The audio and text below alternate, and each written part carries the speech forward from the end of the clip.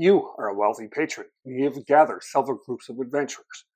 To your left and your right, you see other wealthy patrons, each with their own groups of adventurers.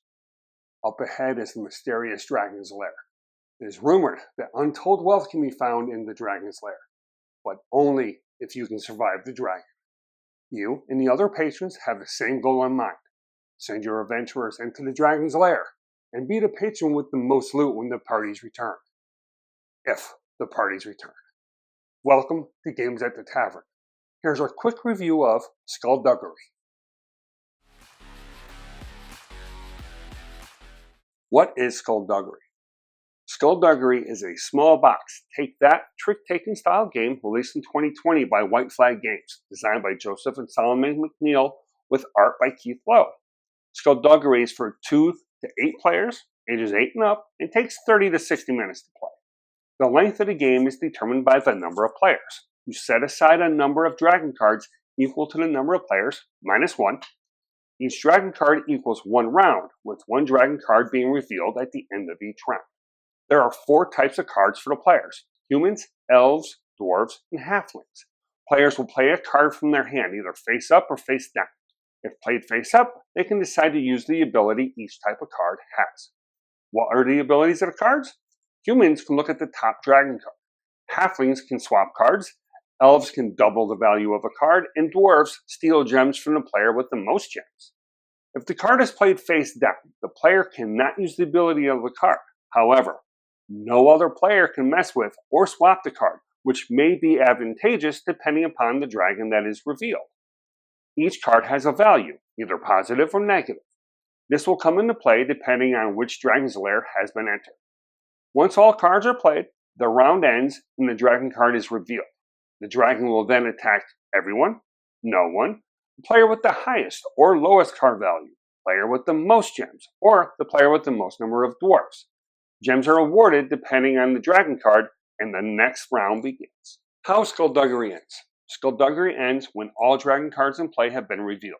The winner is the player with the most gems. Insights and impressions.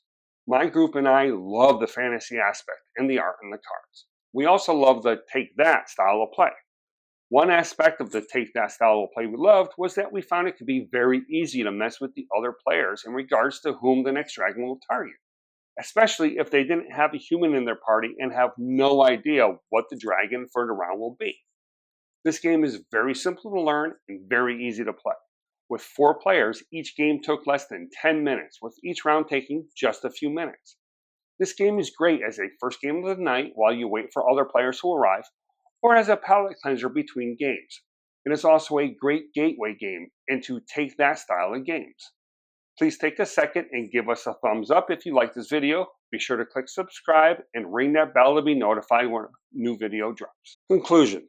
If you love take-that style of games, or small games that play quickly, this one has to be on your shelf.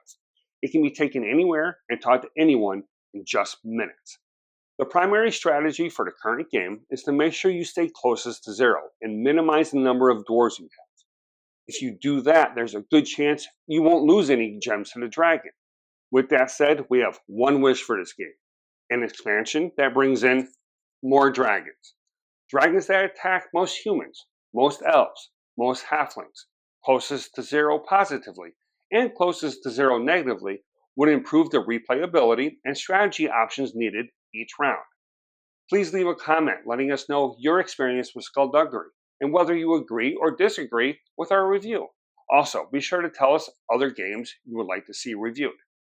Thanks, as always, to Kay Marie. She's the artist behind the logos you see in our videos, the merch site, and across social media.